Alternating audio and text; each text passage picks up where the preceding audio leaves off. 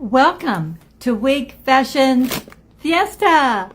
I will get into a wig chat with many of you who are brand new with wigs, kind of how we evolve into this world of fun. And it is fun, even for us baby boomers. Come with me and join my adventure to this day.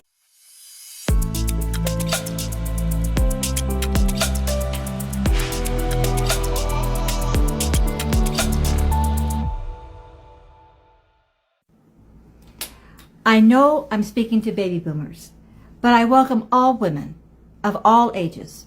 In fact, when I got into this world of hair loss about 2 years ago, I had lost a lot of my hair, and it was due to the stress of having lost my love of my life of 53 years.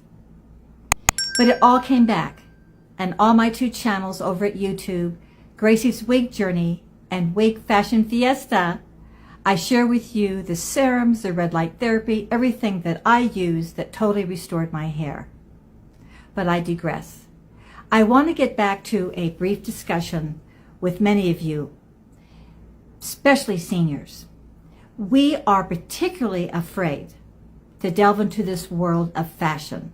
I call it the new fashion statement. In fact, regardless if you have lost your hair or not, every woman should have a couple of wigs in her repertoire, because I believe the way wigs are made today, you won't believe it. Remember how you'd only have one part and it looked like a wig?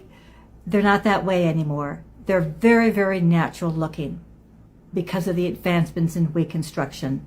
Very briefly, let me just kind of show you what's going on, is that the wigs today have what they call a lace front. There are these very, very fine, delicate lace front here, of which they have the synthetic fibers are either hand-tied right at your forehead. And sometimes it will go further back here, so if you have a part that's open here, it literally looks like it's growing out of your own scalp. Just the way that they're constructed, it's really quite extraordinary. And also the way they fit tight, centered, they're beautifully constructed. And there's synthetic, and then also I was very reluctant to get into the world of real biological hair because I thought it would just be too pricey. Well, Wig-She is a company that directly, obviously it's overseas where the real wigs are made, but you're just a little limited in the styles and the color. But if it fits your niche, you can actually get your own biological real hair and not synthetic fibers, if you so choose to go that route too. So my channel is all about information. I share with you my journey and share with you what to do. However, there's a way that we evolve into this world of fun, particularly for seniors. The very first step, and you're scared to death, but you know you have to do something other than wearing a scarf every day, right, to hide your scalp, is you could get into what they call toppers. A topper is exactly what it says. It's a top. It's not a wig. They have these little like barrettes on the side that click, and you basically just put this at the top of your head. This will give you volume for areas if this would meet your need for right here. I evolved from a little teeny topper, as you saw, to a much longer topper here. But it's all the same concept. It's just a topper, nothing more. You're blending your own natural hair with a little bit of extra strength, extra volume to help you get through. That was my very first step. That was my very first purchase. Even though this is real hair and it was really quite expensive, it actually was almost all blonde.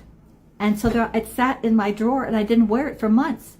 Finally, I took it to my beauty salon and had her custom dye it so that it was really more natural to my own hair color.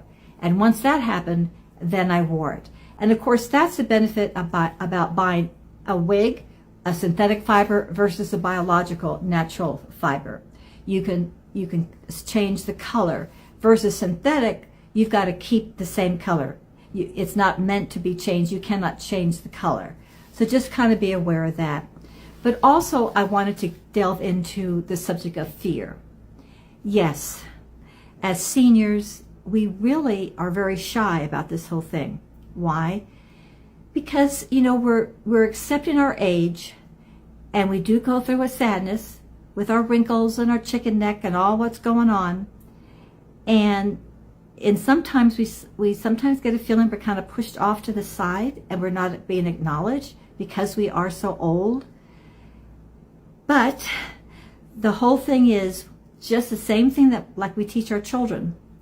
What you think, create your own destiny. You have the power to delve back into yourself in silence and just make a decision what you are going to enjoy. I want you to empower yourself once again. You've had your family. You've done so many wonderful things for so many of your friends and your community. Now it's time for you to have fun with yourself. If that means getting into this world of wig and fashion fun and buying these long wigs, when you really seniors, we tend to stick with short hair. And like in many of my other videos, I say, listen, there's two things that the elderly have to be aware of if you get these long wigs. Always pull it back in with the braids or wrap it up. Very elegant styles of as far as styling is what's important. But you know what? No one forgets, or they forget to tell you, focus on standing straight, your posture. Because let's face it, as we get into our 60s and 70s and 80s, there's a tendency that we tend to hunch. You've got to be very, very much aware and be extra, extra cautious. Even going to the grocery store, think of pulling your shoulders back, taking a deep breath and standing up and balancing that book on your head, right, as you walk, and be looking down, right? Because we tend to, and it's just natural, we tend to kind of hunch over and look down. And when you're wearing a wig, you just look like an old lady wearing a wig. It's not that we're trying to say we're not old, but we're just trying to say that you, no matter your age, even if in your 80s or 90s, can be very elegant. It's all a matter of your self-concept and how you present yourself. So if you have the right posture, you know, like I'm saying, because that's the one thing I do notice about women that are seniors wearing wigs. They tend to hunch down because it's natural for us to do that. You've got to really fight back and practice standing straight. Then your wig is going to look all the more part of who you are, an expression of who you are.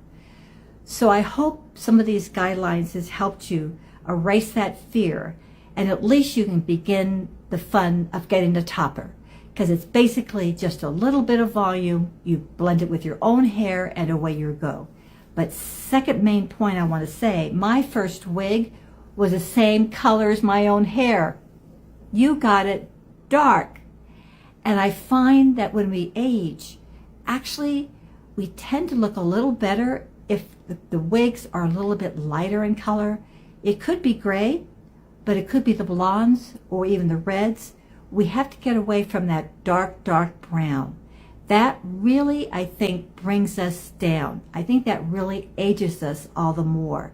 So be aware of the color that you choose. And again, first out of the box, you're going to be, like I did too, it's going to be matching your own hair color. I got it. But stay with this process, and you will see that you slowly will evolve and begin to have confidence to start wearing colors that really look gorgeous on you, that actually make you look younger. So have a great day, and remember, you are important. You do matter, and you should treat yourself and enjoy this wonderful community where we, as baby boomers,